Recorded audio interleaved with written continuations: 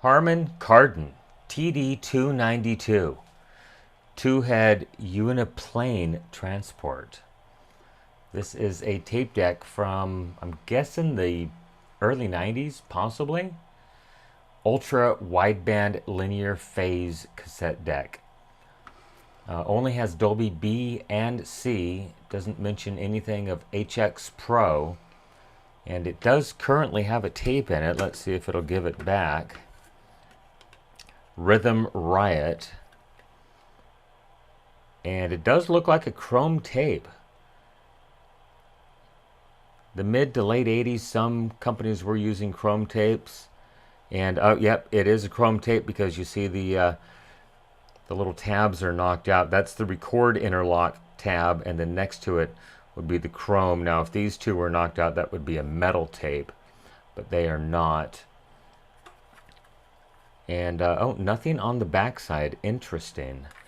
So let's go ahead and take a look down into the mechanism if we can. Let's see if I can zoom in and get it to possibly focus down here. A little bit of use on it. Pinch roller doesn't look destroyed. Does look like it has a fairly good quality record playhead in it, at least. But yeah, there you go. There's a look at the tape mechanism. Probably going to take this out and blow it off once I get the top off of it. I have not removed the top yet. Haven't even powered it up yet.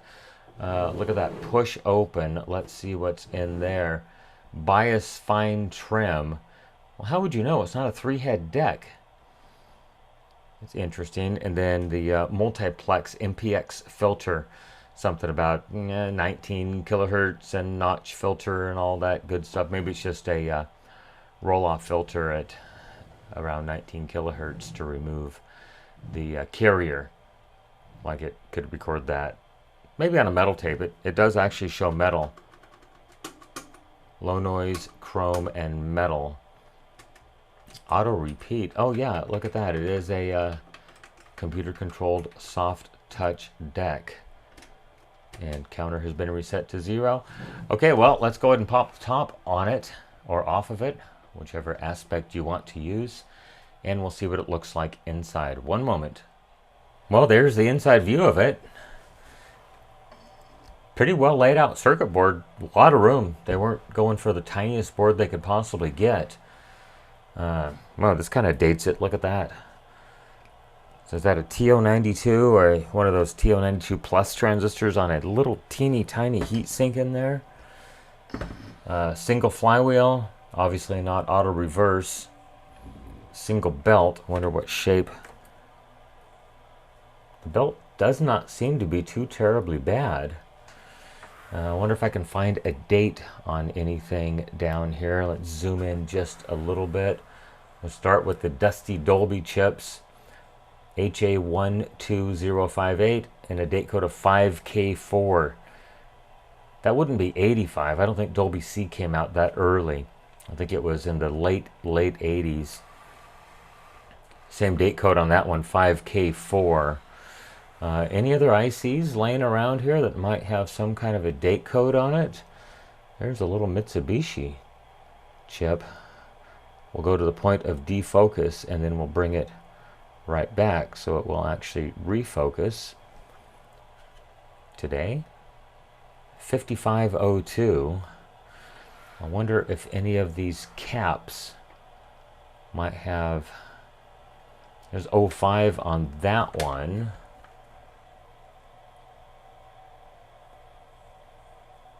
Yeah, let me do just a little bit of looking around in here and see if I can find anything with an actual date code. Or maybe I can just flip it up and look at the back and see if there's a date of manufacture back here, and I do not see it. All right, one moment. Let me see if I can find a date code on something in here. Well, I did find another Mitsubishi manufactured chip. 84A601, I believe 84 would be the date code, so I might be off on that. Here's another, that's a BA335 with the date code of possibly 507. 85, 7th week, possibly. I'm not finding any date codes on any of the capacitors, but as I'm looking at the capacitors, I am noticing that one is leaking right there. And I believe that one is leaking. And especially, I know this one's leaking because look at the green crusties on the leg of that, a 22 at 16 volts. There's the companion. Oh yeah, green crusties on the leg of that capacitor as well. So I wonder what this thing is or is not doing. So let's get it centered up in the screen here, and we'll give it some juice and see if it wants to power on or not. Okay, AC power has been applied. Power switch has been pressed, and the flywheel is actually turning. So I wonder, push it back there, you can see it just a little bit. I want to try to get the door off before I try to hit the play button. Uh-oh, that's not good. Well, that fell in. Okay, I got to flip it up and over. Try to get that to bounce out, just like that. Oh, that worked out really good. Yeah, the two-head uniplane transport. So, does it have a... Doesn't want to do anything. Sometimes there's a little secret switch that the tape actually has to press. Are the switches bad?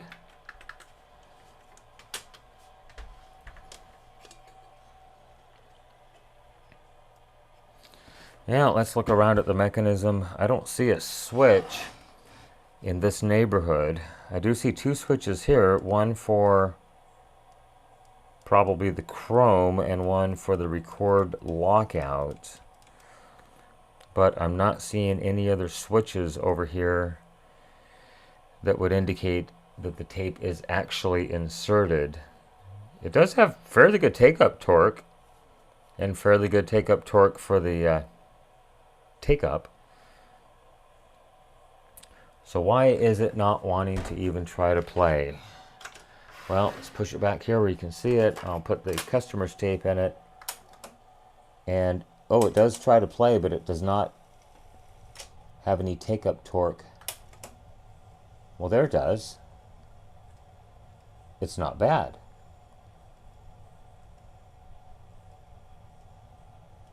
Why didn't it have take-up torque the first time? Well, let's flip it up so you guys can see it too. Follow along at home.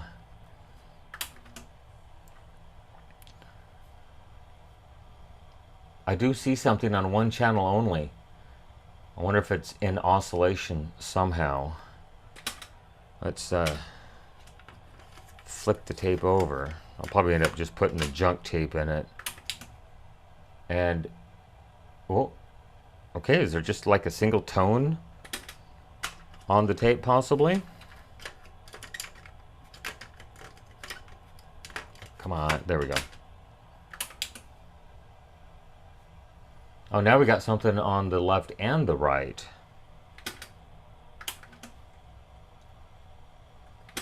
Okay, let me get a receiver hooked up to this. One moment. Okay, receiver is connected. And it is actually playing. Sounds like the Dolby is actually working. I don't know if this will be copyrighted or not, but as far as the VU meter over here, it is just stuck.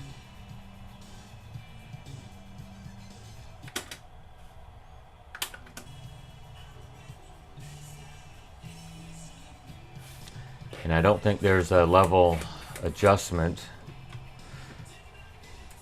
That's just for record only, I do believe. I saw a single segment illuminate right there.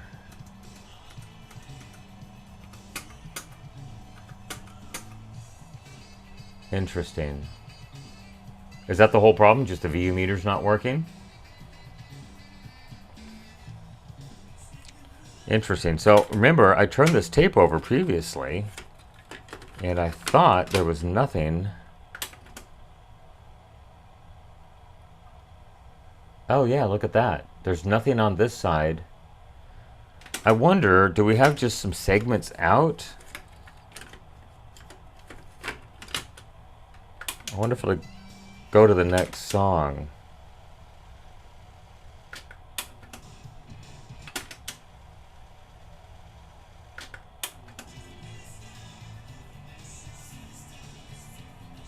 Now we only got 3 segments.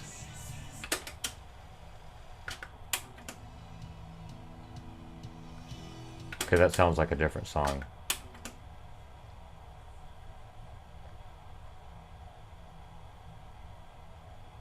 Today?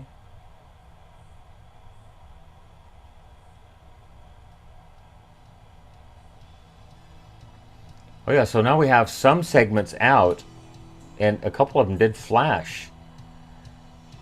So that is interesting. It's like we just have multiple segments that are not working on the VU meter, or the peak level meter as they call it. Interesting. Okay, well, we have a little bit of direction at least. So I wonder what controls that. I would imagine it's all built onto this board up inside here, because there's definitely not enough leads going up into it. So I think we're going to have to pull the front panel. I do see a couple of capacitors right there that might be bad, causing some weird oscillation or something, but it does actually work. Probably just need to run some acetone across the belts and the pulleys in here and flywheel, and maybe put a drop of oil on the motor and clean the heads and the capstan and the pinch roller and all that good stuff. But let's try to get that meter working first before I go any further. Oh, I did get the front panel off, and it looks like everything is contained in this one module.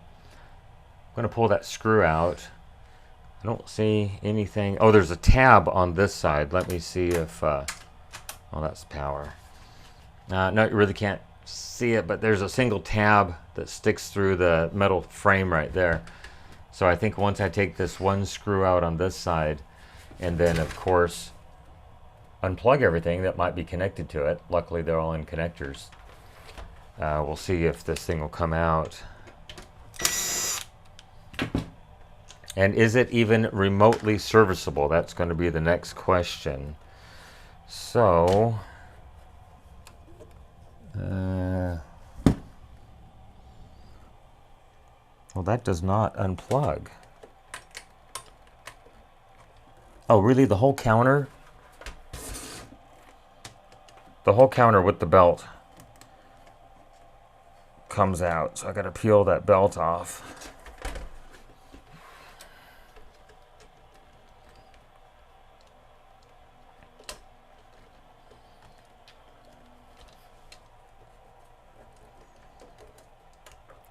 And by the looks of things, it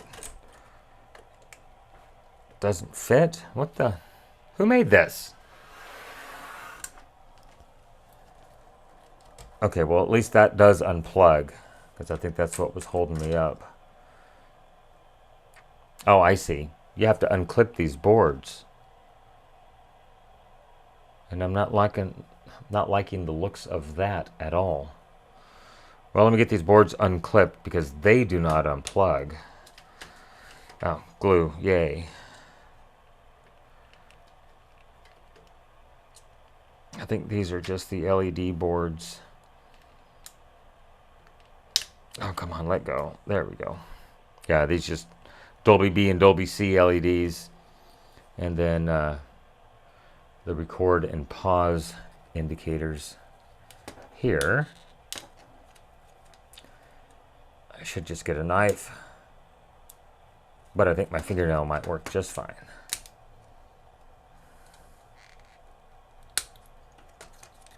Okay. That certainly worked out just fine. How does this come out of here? Must be just these two clips. Let me get this pushed out of the way just a tad.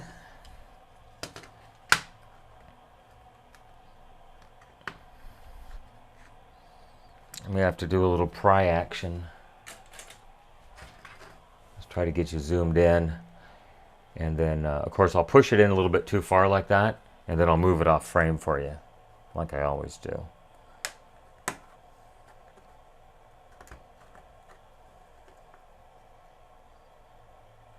Oh no, it's got blob chips. They may not be any hope for this, I'm not sure. Well, let's go ahead and ESR those caps, 1 at 50, and see if they're good, bad, or indifferent. Man, it just looks like we probably got B+ ground coming in here, and then maybe just audio levels, and then these blob chips do all of the work. Okay, let's get the ESR meter out and at least look at those two caps and see if they might be bad. Because remember, it did start out with only one set of segments actually working, like halfway. Power it on. I always try to clean the contacts. Although on a 1 microfarad, it's really not that terribly important. Get rid of the cat hair that's on there. 0 out. And for a 1 microfarad cap, I'd like to see probably in the 5 ohm range, maybe 10 at the most. Oh, 3 ohms. That one's okay. And yeah, 2.7, 2.8. Well, shoot, those caps are both perfectly fine. I'm going to say we probably have a failure down here in the blob chip on board, and then they just epoxy over it. Cheaper to manufacture that way. Unfortunately, almost impossible. Well, it is impossible to service unless you can find a complete drop-in replacement. And I'm thinking that's probably not going to happen. Maybe someone's got a good used one for sale somewhere, eBay. I don't know. Well, doggone it.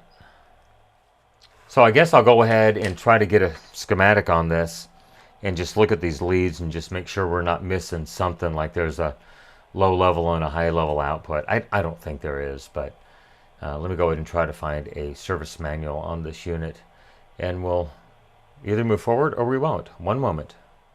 Okay, well, I did go ahead and print out a page of the service manual that does show the meter board right here. Here are the 8 pins that feed it, and I'm interested to make sure I have my ground right there, and I want to make sure I have 10 volts going into it on pin 4, because if I follow that back, it comes from this transistor right there, and it does indicate I should see 10 volts.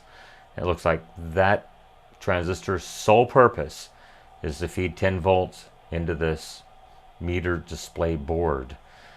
So it looks like pin 1 has got just a capacitor to ground externally, and then pin 8 is a capacitor to ground as well.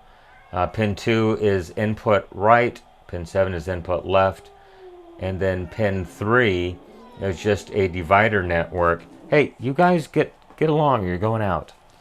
And then pin 3 is a divider network, 22K through that capacitor to ground, and then a 2.7K to ground.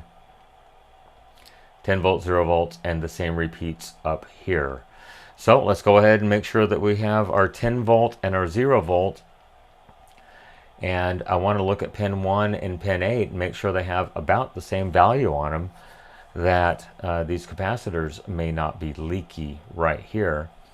And then this is a coupling cap for the pot to just adjust the level on the right channel, and the same thing over here, C401, for the potentiometer that adjusts the meter level display for the left channel.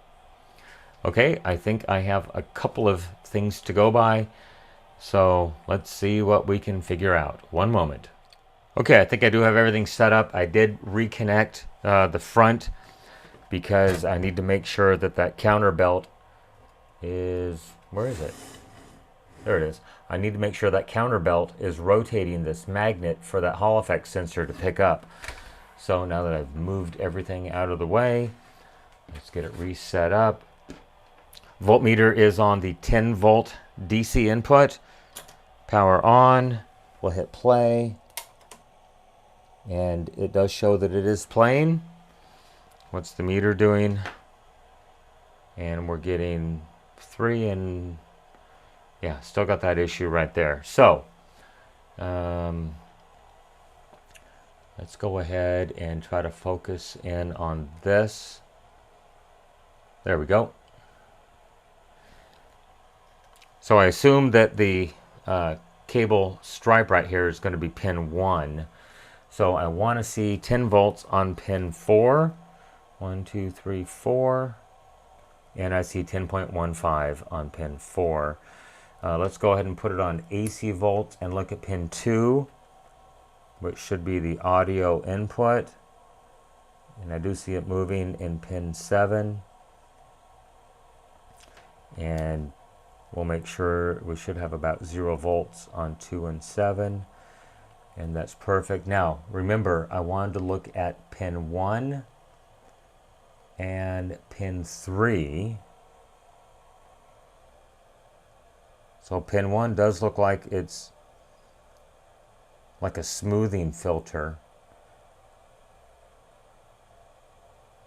Pin 3 is about the same, and then from this side, pin 8 looks exactly the same, like it's got audio going into it. Wow, going up to 2 volts. Oops. And the same thing on that one. And then this one was about 1 volt, if I can stay on it, or 1/10 of a volt, I'm sorry. And yes, that's exactly what we have. And now that we've got some other audio going into it, I'm starting to see more peaks where it's lighting this group of LEDs right here. Maybe the rest of them work. Maybe it's just these 3 that are out. I would consider removing that front, but they have the plastic melted over, and I'm sure it's going to be surface mount LEDs. You know, maybe not in 1985. Maybe I'm wrong on the date. I should go look at the service manual. I'm sure it has a date on it. But yeah, I'm starting to see more peaks over there. You know what I'm going to do is throw a blank tape into this and put it in record with an audio input source and crank up the volume and see if we get any other segments that are working. All right, one moment. All right, well, I have the lights turned down so you can actually see the meter a little bit better. I do have it in the record pause mode, and I'm feeding it audio right now, 1 kilohertz test tone sine wave. And as I bring this up, you can see I've got 3 segments lit. 4, I'm going to keep increasing it, and it goes back down to 3 segments. And as I increase it, I get that 7th segment, and if I increase it more, it goes out. And that's all the way. So I've only got audio going on 1 channel here, but I know it's not my input source because I did reverse the leads. But what I find interesting is I get 3 segments, great. 4 segments, rock solid, but if I increase it, I lose the 4th segment. And then I get the 7th segment, and if I increase it, I lose the 7th segment. This thing should be pegged out right now. So if I increase the audio level, however, and I'm going to get some bleed through, and if I crank it up, there's the point of distortion, and I'm starting to get audio on the other channel now.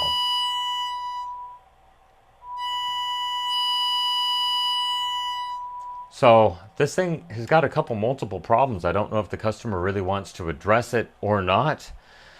VU meter's not working. I don't think I'm going to be able to repair that. I'm pretty sure that there is going to be a definite failure in here. And we've only got 1 channel back here on the main board, still in the record pause mode. So let's go back into automagical focus. I have it in manual focus. So possible leaky caps causing this issue. I'll have to look around and see, but I don't believe so. I think I should still have audio. unless it corroded a trace underneath the board. But I think the main problem is going to be this VU meter. Is just these guys have both given up in a very similar fashion. I don't think it's got bad LEDs, obviously, because the fourth one did light and go out, and then I believe it was the seventh one did light and go out. I think it's going to be a blob type contamination. Maybe this was stored in high humidity, but I don't see rust on the board. And it does seem to play back satisfactorily. Well, it appears I may have wasted a bunch of time. I just went through a bunch of my old text messages and specifically looking for this guy's phone number, and I found it. And he's only got a concern with it stopping while it's playing. I'd show you the message, but it does have his name in it a couple of times. But I'll read it. I got your name number from the old shop I used to work at. Have an 80s vintage Harman Kardon TD292 tape deck I would like to get repaired. I pulled it from storage and it worked beautifully for a few tapes. Now it stops playing after a few seconds. Please let me know if interested. And so I think I'm going to go ahead and abandon repairing the VU meter because I don't think he's interested in that. And from the sounds of it, it does not sound like he wants to record on the unit. Because it does say, happy to have you look at it, can wait as long as needed. And then looking at a couple of other texts, he said something about getting into his old cassettes. Oh, if you manage to fix the tape deck, I'll have weeks of fun listening to my old cassettes. So it sounds like he just wants to play back tapes. So I'm not going to worry about the VU meter, and I'm not going to worry about the record issue. I just want to service the deck. Now, I do have the front off. I did have to pull the front off of it to reconnect that meter or the counter belt. And I'm going to bet that's going to be the problem because to me, it feels just a little tiny bit loose. It should not guitar string like that. But I want to go ahead and clean this roller with some acetone as well. Plus, I'll go ahead and clean the capstan and the pinch roller as well. And if I can easily get the bracket off the back, I think I can. There's a single screw hiding right there. I'll just go ahead and pop this off, and we'll clean the capstan flat belt as well as the take-up square belt. And that does connect directly to the motor, and I'm sure they're definitely due for servicing. So let me go and see if I can get this single screw out of here and get this whole bracket popped off and get to those belts. One moment. Well, somehow the batteries in my wireless mic failed, and they were just charged. I guess I need to get new batteries for it. Anyhow, you guys missed a lot, so let's start at the beginning. Here's where I am. I just happened to look down and the VU meter on my monitor had stopped moving. Anyhow, where I am on this unit is I decided I'm going to go ahead and service the belts and probably replace this one belt. That's the counter belt. And here's the mechanical counter, and it's let me hold it up to my microphone. And as I spin it, it sounds dry, like the bushings are dry in it. So what I'm doing is I'm just spinning it like that. So if I look down in there, it looks like I can get to the top side of the worm gear right there. And I'm going to go ahead and just pull the mechanical counter out of the frame that it's in and see if I can get to the back side to add a droplet of oil to this, because that might be the whole problem. After it rotates slowly, it gives up. So I've got the unit upside down right now, and I want to go ahead and at a minimum clean that rubber roller right there with acetone. And then it looks like this has a rubber roller, which is a good, no it doesn't, it's just hard plastic. They're best if it's rubber to rubber. Sometimes rubber to plastic slips, and then that is what drives that gear or that pulley right there, that idler. I want to go ahead and clean that. That's probably going to be grooved. At least I hope it's going to be grooved. Try to get in a position where you might be able to see it. And it looks like it's flat, but There you go. It looks like it's flat, but I'll go ahead and give it a good cleaning anyhow, because you can see, open that up, how much buildup is on that right there. So I've had very, very, very good luck with acetone on these rubber rollers. It does revitalize and removes contaminants. And based on the condition of the belts, I think we're going to be just fine on that. I do want to go ahead and take it out and get it with a shop vac blower and clean it out before I get too terribly deep into this thing. But good service, and I think this thing's going to be on the road, minus it won't record and the VU meter has an issue. One moment. Okay, well, I got my cell phone set up here precariously balanced, so hopefully it does not fall off. So what I want to do is pull the capstan shaft out. So I need to grab this little retainer and try to pull it. Oh, my hand's going to get in the way. Hang on. Okay, hand out of the way. And then that way I can just pull the capstan shaft out. And then hopefully I don't knock this over, but there it is. There it is, focused. And we can go ahead and give the shaft right there a good cleaning at the same time. And we'll go ahead and scrub the pinch roller and clean the record playhead. There's the pinch roller, the record playhead, and the full erase head right there. Or I guess on this unit it's just an erase head. Okay, one moment. Well, I don't think I've ever seen one of these before. Might be kind of hard to see, but there is actually a little spring down there on the capstan shaft. And I tried to tap it. And there it came off. There is the little spring. So I want to go ahead and just get a cotton swab with some acetone and just stick it down in there and wipe off the shaft to get any old oil off of it completely. So I've got my cotton swabbed with acetone, and I need to peel off some of the cotton because it is too large. Still more. Okay, will that go down?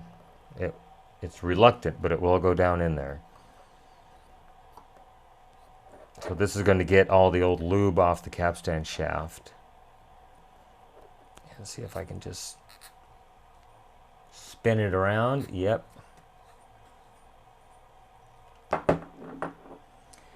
And I'm not too terribly worried about just putting that spring back on there. And then it does have this little spring adapter thingy. Drop that back on the shaft right there. And there was a second thrust washer. I don't think we're going to need it. And then paper towel with acetone to clean the rest of the capstan shaft.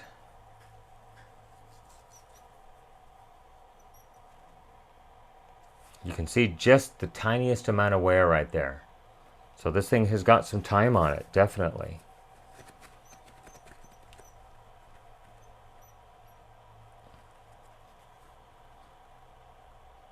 Okay, well, I like that it's so clean. So next, I'm going to get a pipe cleaner. I have one hiding in here. And let me get the cell phone fired up, and we'll show you what I'm going to do with said pipe cleaner. All right, so I'm going to soak the pipe cleaner in acetone. As you can see, the first part is soaked, and then I'm going to have to open the door. I just want to run it through the bushings, and that's going to clean off any excess oil, and then I'm just going to take the rest of it through, well, minus the cat hair. And I'm going to re-soak it one more time and just pass it through. There we go. And you can see it was pushing the acetone with it, and that's going to dry it. Yeah, I've got cats. That's what happens. Okay, so I'm happy with that. We're going to add a little droplet of oil on the back side of this. I don't know if I can show you that. I'm going to try. See if I can get the tripod situated in here. And yeah, you can kind of see it.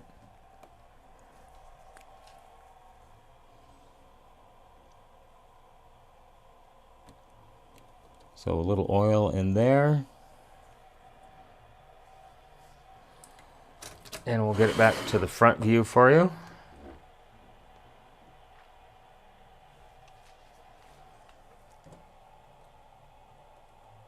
A little oil in there as well. And before, let's push this back very, very slightly before I put the flywheel back in it.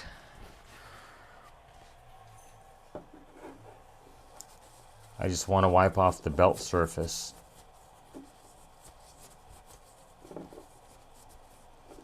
Just to get contaminants off. Yes, I will be touching the belt with my fingers, but it's going to be after I clean it with acetone.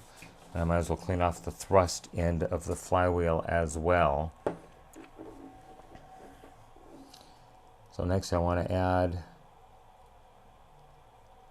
a little extra oil down in here. Make sure everything gets lubricated very well.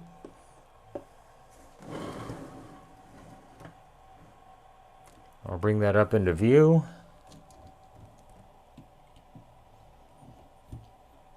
And then I'm just going to insert the flywheel back in here. Oh, you can see the spring is actually pushing it back out. So now I need to try to figure out how to get this little washer installed easily. There we go, with the phone at the angle that it's at on the little mini tripod. I want to give it just a little bit of thrust. So I will go ahead and wipe that off before we reassemble the unit, or before we test it at least. Okay, so I think that's good. Let's go ahead and clean the belts and the pulley. Hopefully I can just show you that with the overhead camera. One moment. Alright, so I do have cotton swabs soaked with acetone. These white gears have never ever been affected by acetone. Is it polystyrene? I'm not quite sure what they're made of, but acetone does not affect them. I think I'm incorrect. I believe polystyrene is affected by acetone. Maybe they're just nylon at that point. So I want to reach in here and hold the gear on the other side, and I want to make sure that the clutch feels okay, and it does.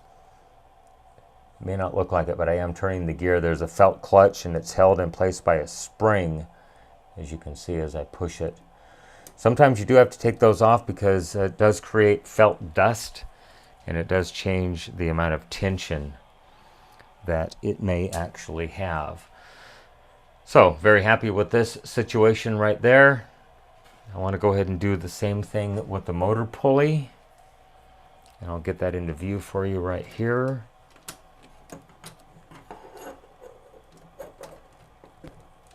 And if I can get it finagled through here, not that way. Okay, I think you can kind of see that. Just wipe it off with acetone.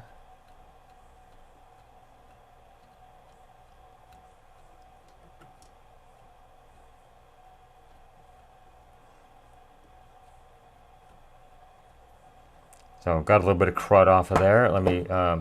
So what I normally do is I fold this down into a point, and then I'll dip it in my acetone to clean the square cut belt groove right there.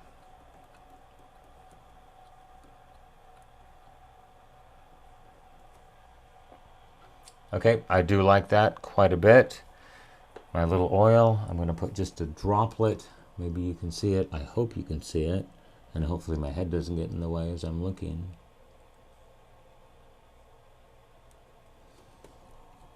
Okay, the bushing has been lubricated. I like to move these up and down to help distribute the lube in between the bushing and the shaft. Okay, very good. Let's go ahead and clean those belts now.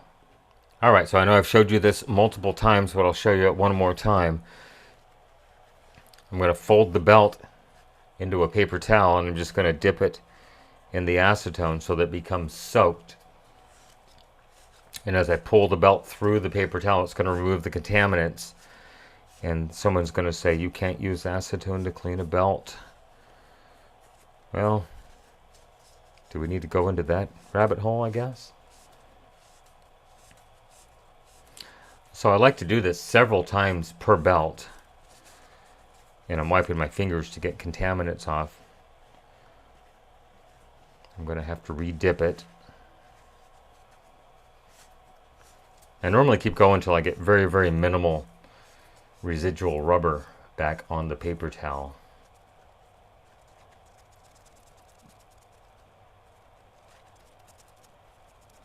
Alright, I'm pretty happy with that. I'd say we moved 98% of the contaminants that might have been on that belt since the 1980s.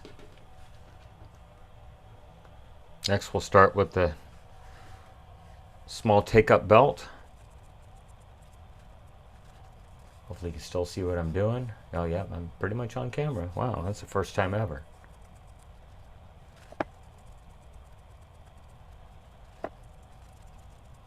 Okay, I like that. And I think I will go ahead and just clean the counter belt and just try it to see what's going to happen. So we'll get a new portion of paper towel.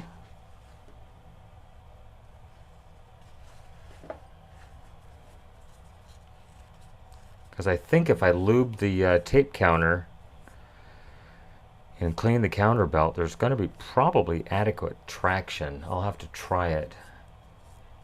And we'll see what it looks like. Oh yeah, look at that. All the contaminants that came off of that belt. So normally on the first pass you're cleaning the contaminants off the belt. On the second pass and subsequent passes you're actually cleaning the belt. So if you notice, a lot of times the second pass might actually be dirtier than the first pass because you're actually getting down to the belt itself. And I'm almost out of acetone. I think this will be the last pass for this one. Okay, we're going to let that one fly. So I'm going to go ahead and clean the counter pulley right there, and then I'll pull it out. Actually, I'm going to pull it out first. Please don't break. A lot of times having an impact is very beneficial. Even though that one did not give it any ugga-duggas, it will actually help break the bond. And oh shoot, I'm not taking that apart, that's for sure. And there is not enough room for me to get an oil spout in there. Yeah, it's just going to be what it is. I think at least, probably can't really see it, but I'll go ahead and add just a little droplet of oil on this end of the shaft, which will help migrate down through the bushings over time. Because I'm not pulling this whole front off. I'm sure it's held on with adhesives, and if I bend it, it'll never ever look the same, even if the meter doesn't work. Yeah, there's not enough room to get this thing pried up far enough where I can even get a clean shot to oil the bushing on that side. Well, that is certainly a shame. All right, let me get this thrown back together and clean this. One moment. All right, well, the screws are back in it, and I know I'm going to melt the black plastic, but I'm going to go ahead and clean the belt groove just so it grips a little tiny bit better. Yep, definitely melted the plastic. Okay, I like that, so I'm going to reassemble this thing and then we'll give it a test. Well, after I clean the idler tire on the front of the mechanism. One moment. Okay, not sure how this is going to go, but we'll go ahead and give it a try. So got this ready to go, and I just want to go ahead and give the thrust bushing just a little droplet today. There it is.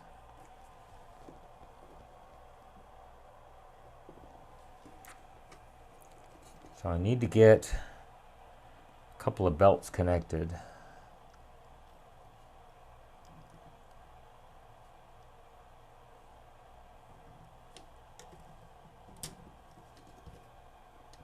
No, there was one.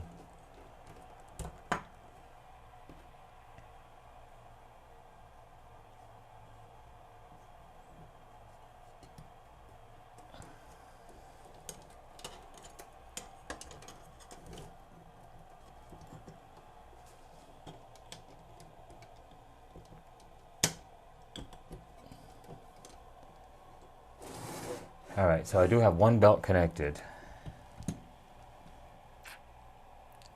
And I'll have to peel the other one from the top side. So, let me find my wireless screwdriver.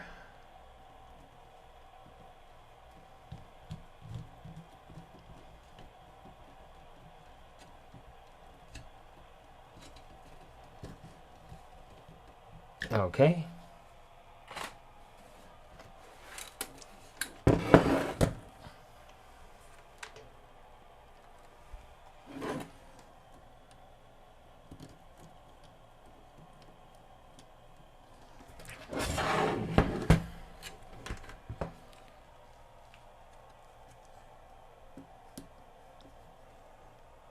Oh, geez. Okay, one moment. Let me try to get that belt peeled on.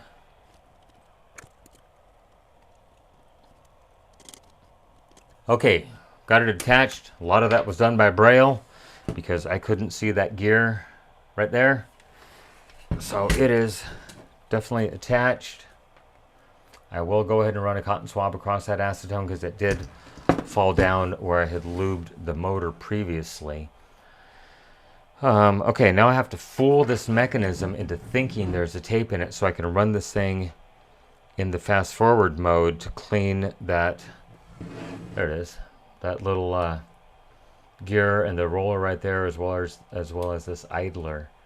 So I need to reconnect the counter, but I want to clean this portion of the take-up reel table first where the belt goes. So I'm just going to do that off camera because it's at a really weird angle. One moment. Well, I'm not quite sure how this is going to turn out, but we'll do the best that we can. So I'm going to go ahead and wipe off the capstan shaft while it's turning, since there is probably a light coat of oil on it. And then I'm going to just kind of push that down with the cotton swab, not too terribly hard. And I want to go ahead and wipe off this gear. That was unintended, but okay.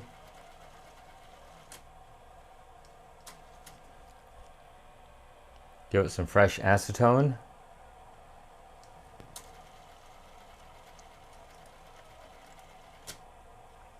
It's not too terribly bad. So I was certainly mistaken when I thought that these two switches up here were for the record lockout and the normal chrome. But then I remembered this thing has a manual tape selection. So I'm going to go ahead and lift up the tab on the left side, which is the tape in switch. And then we'll hit play. And I'll go ahead and wipe off this pulley,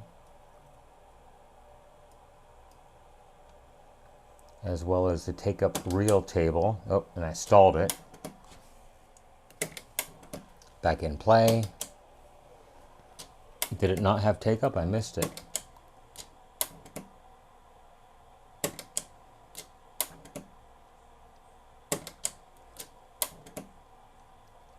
The counter is not moving.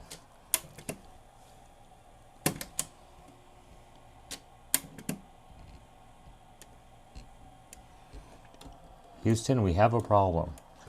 If I move the counter by hand, everything is fine. Okay, one moment while I figure out what is going on with this.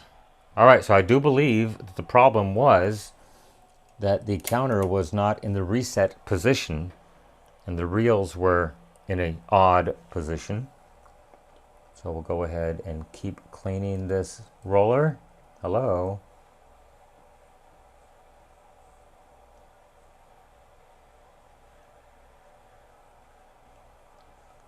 Ultimately, I want to make sure that when I stop this,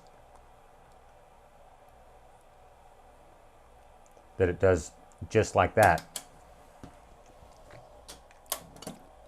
Because there is a clutch on the back side of this roller, as you can see, it keeps spinning even though I've stopped the take-up cog.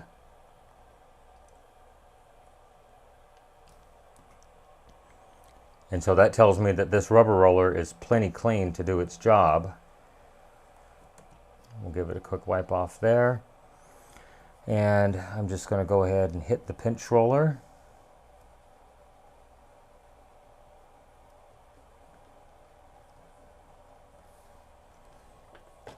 And hopefully I don't keep bumping the camera too much.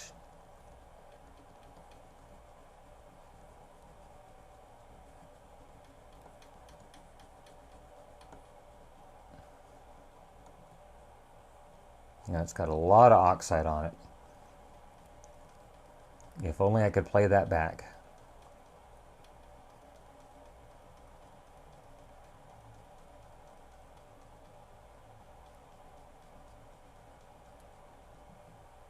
Yeah, look at how much came off.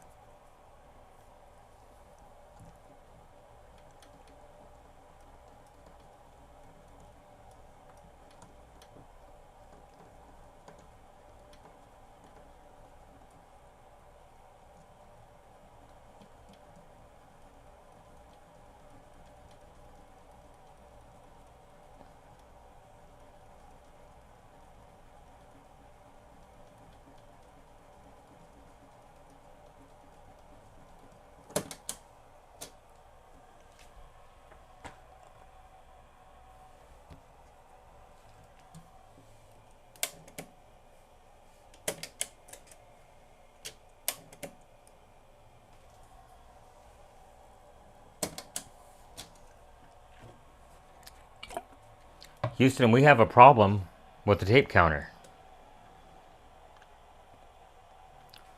So I'm going to put it back in the play mode here. And it's not turning. I'll do a reset on it. And it turned and then it stopped. And it's turning a little bit.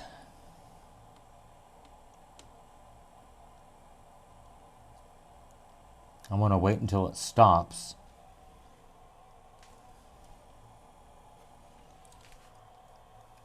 Oh, that's not good.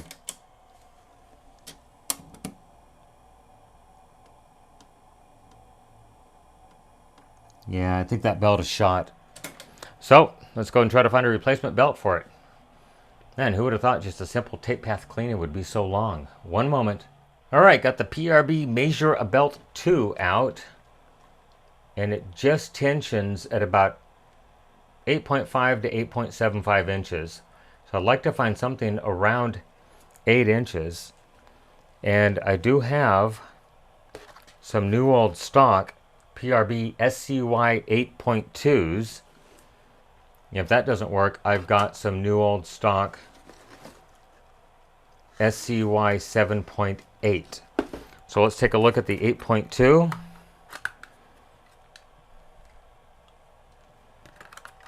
Measure it and see what it has to say. Yeah, that's pretty close. So it tensions at about, what would that be, 8.4?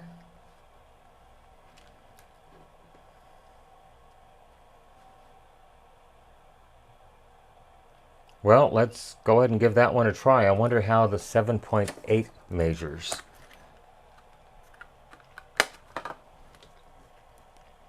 I would like a little extra tension.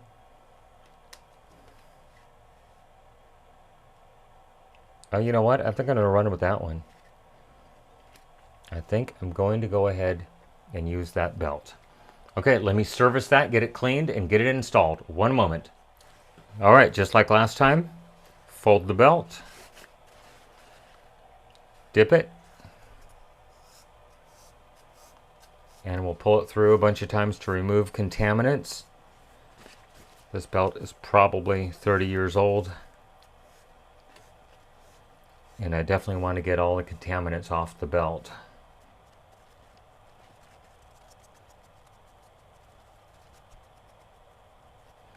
Okay, I think that's going to be good. Let's get this thing installed and continue cleaning. Okay, counterbelt has been replaced.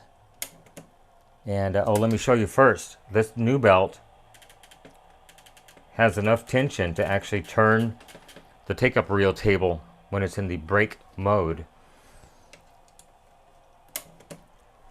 So let's go ahead and continue trying to get that pinch roller nice and shiny.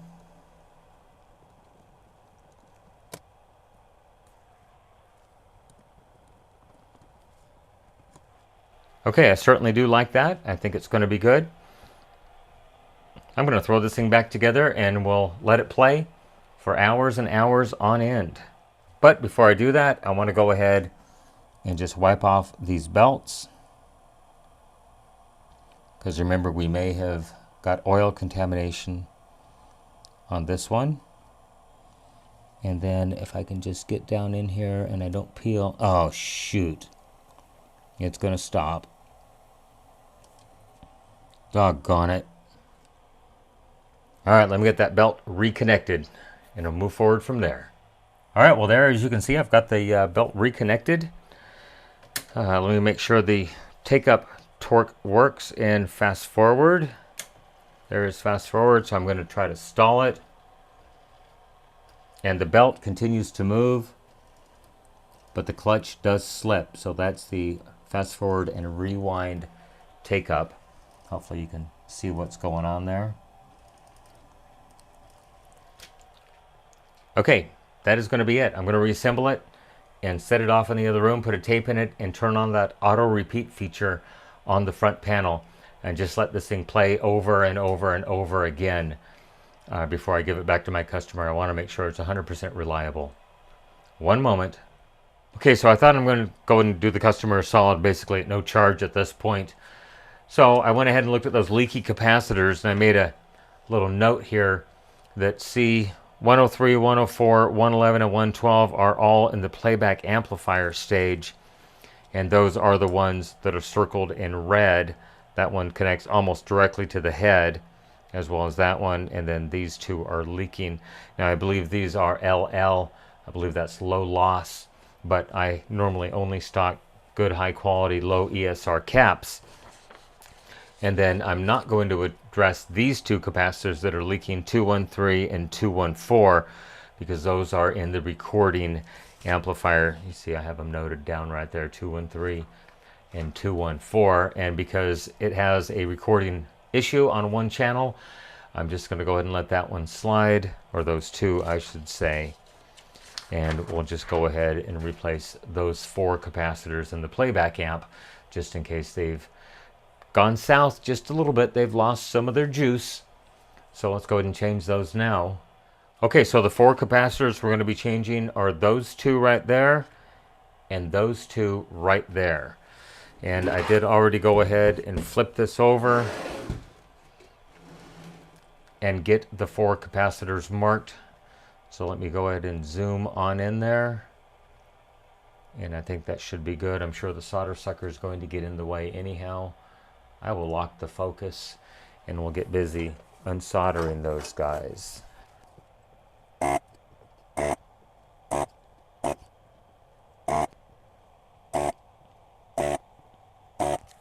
All right, those have been completely unsoldered. Let's go ahead and flip it out, or flip it over, I should say. And we'll pull those guys out and get the new capacitors inserted into circuit. Okay, now these should be 22s. At 16, and yes they are 85 degrees Celsius caps. The ones that are going back in, 22s at 16, 105 degrees Celsius caps made by Cassette. So hopefully I have enough room, and I do. I'm not going to worry about cleaning the electrolyte off the board because I don't believe there's that much to be too terribly concerned about.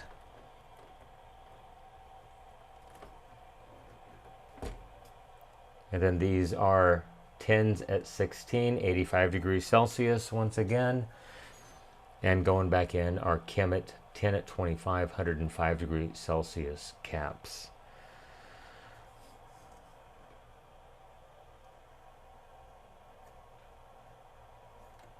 I just got to find it.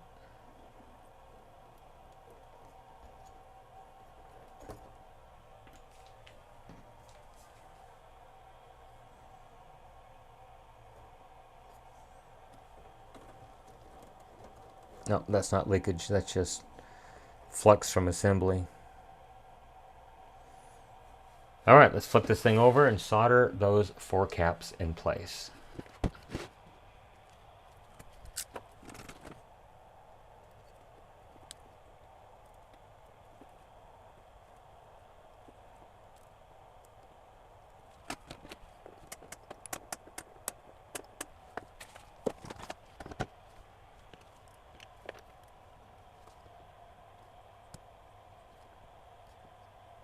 Okay, hopefully you saw that. I'm pretty happy with the ESR on the new caps. Just for the fun of it, let's go ahead and check the ESR on the old caps. So this is a 22, and it reads, if I can get my lead on it, 2 point, really? 3 ohms, 2.6 ohms. And as you saw, the replacement 22, which I believe are these guys up here, read 0.9 ohms. I think this one was even better. Yeah, 0.91 ohms. So definitely better ESR on that one. Let's go ahead and check the second one. Hopefully you can see everything. 1 ohm. That one's not too terribly bad. Why was this one like, what was it, 2.7? Yeah, 2.6, 2.7. Let's check the 10s. 15 ohms. That is absolutely terrible. And 20 ohms, even worse. Well, 19. And so in comparison, you saw me check these a moment ago in the fast speed. These are the 10s. 0.42 ohms. And 0.48 ohms. Wow. So the 20 ohm old capacitor, the new one is 40 times better in ESR basically. Okay, I think I'm done. Let's throw this thing together. Like I said, I'm going to set it over here and let it play for a few days. Just playing a tape basically non-stop in the auto replay mode. Well, I think I'm just going to let it sit here and play for a while. One thing I did notice is that the tape counter is very, very erratic. I know it's turning because it has not stopped. And I've played this tape through one complete time and it reversed and everything is absolutely perfect. But I think there's a mechanical issue with the reels in there. And based on how this thing's assembled, I don't want to have to pull off that whole front panel. I don't think the customer is going to care as long as it continues to play a tape like it does right there. So I'm going to leave it at that. Go and leave me a question, a comment, a concern down below, good or bad. I try to respond to the comments when I have time. While you're down there, if you could please hit that subscribe button and like this video. It really does help my channel grow. You can follow me on social media, Facebook, Instagram, Twitter at NorCal715. You can email me norcal715videos@gmail.com. As of right now, if you want to contact me, please leave me a comment in one of my videos, and that is the absolute best way.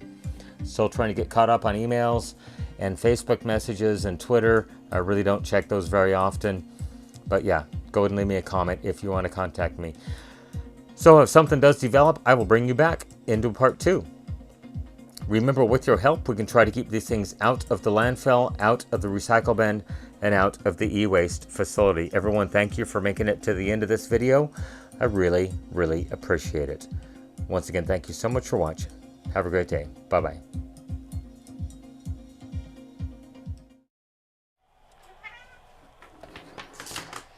So it looks like we're getting ready for a CAT scan. Yep, I heard it.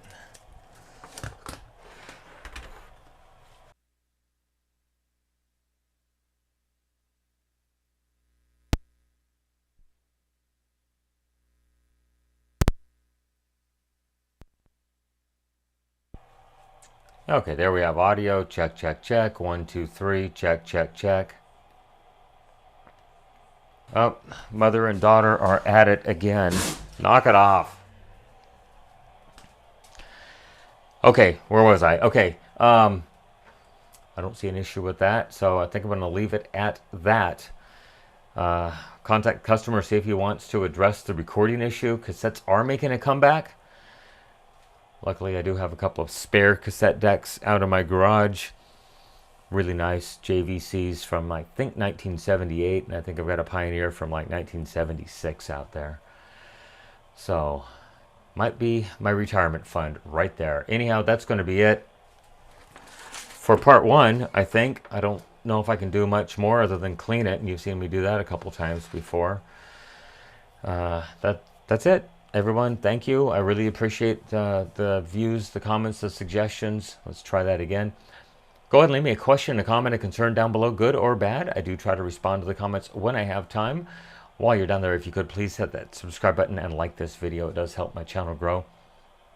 You can follow me on social media, Facebook, Instagram, Twitter, or X at NorCal715. You can email me, NorCal715videos@gmail.com. As of right now, the best way to contact me is just leave me a comment in one of the videos. I do occasionally respond to a Facebook post on my NorCal715 channel when I have time, which really hasn't been that much recently. And I do check an email now and then, but yeah, there's so much going on in my life right now. I'm trying to get through this stuff as quickly as possible. This thing's been here for at least 6 months, and this is a local drop-off. I do have a couple mailed-in units I need to get to as well. Once again, everyone, thank you for watching. I really, really appreciate it. Stand by for possible bloopers. Everyone have a great day. Once again, thank you so much for watching. Bye-bye.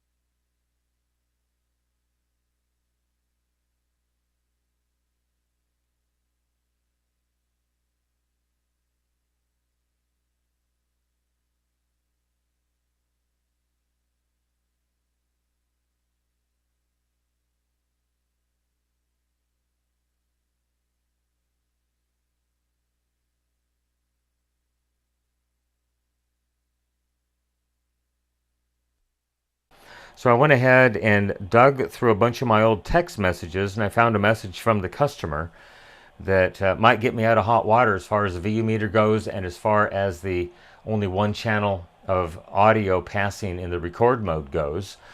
So I'll read you the message I got from the customer. He says, "Hi, I got your name number from the store I used to work at. I have an 80s vintage Harman Kardon TD292 tape deck I would like to get repaired. I pulled it from storage and it worked beautifully for a few tapes. Now it stops playing after a few seconds. Please let me know if you're interested." So it sounds like he just wants to do playback on the unit. So I told him I could take a look at it. It's going to be some time because I've been busy. He says, "If you manage to fix the tape deck, I'll have weeks of fun listening to my old cassettes." So it sounds like he just wants to play back some old tapes on this. And I don't know, maybe digitize them, copy them to some other media. I'm not sure. Okay, cell phone recording. Check, check, check. Audio sync. 1, 2, 3.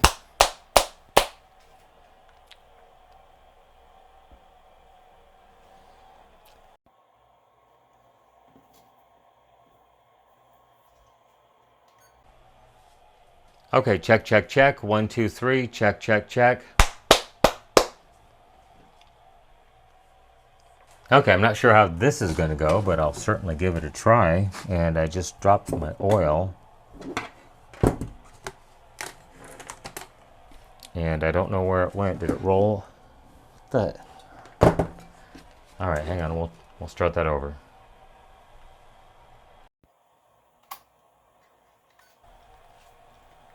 Okay, here we go. Cleaning. Check, check, check.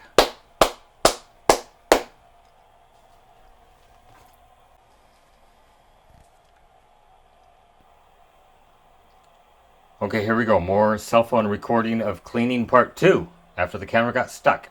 Check, check, check. 1, 2, 3.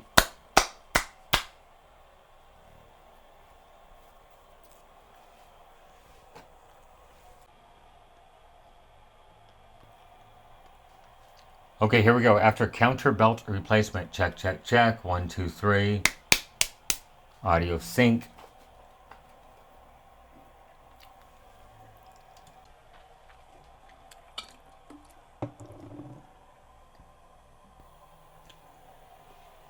Crisis averted. Check, check, check. 1, 2, 3. Check, check, check. 1, 2, 3.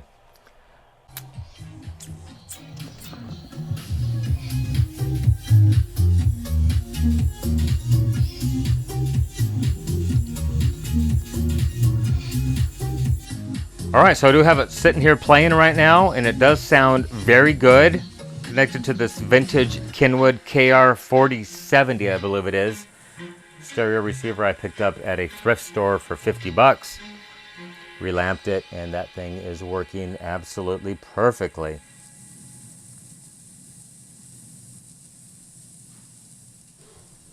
I think that's on the original video, the scratchiness. But unfortunately, we only got these LEDs working, but this thing definitely does sound good, so I'm going to go ahead and select the auto repeat function right there. And I'm just going to let it sit here and cook for probably 24 to 48 hours. Just got these crappy little Panasonic speakers connected to it right there, but they do the job. Anyhow, we'll check back in a couple of days and see if this thing is still playing.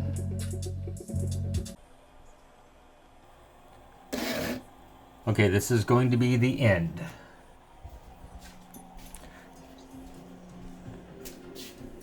Check, check, check. 1, 2, 3. Check, check, check. Audio sync.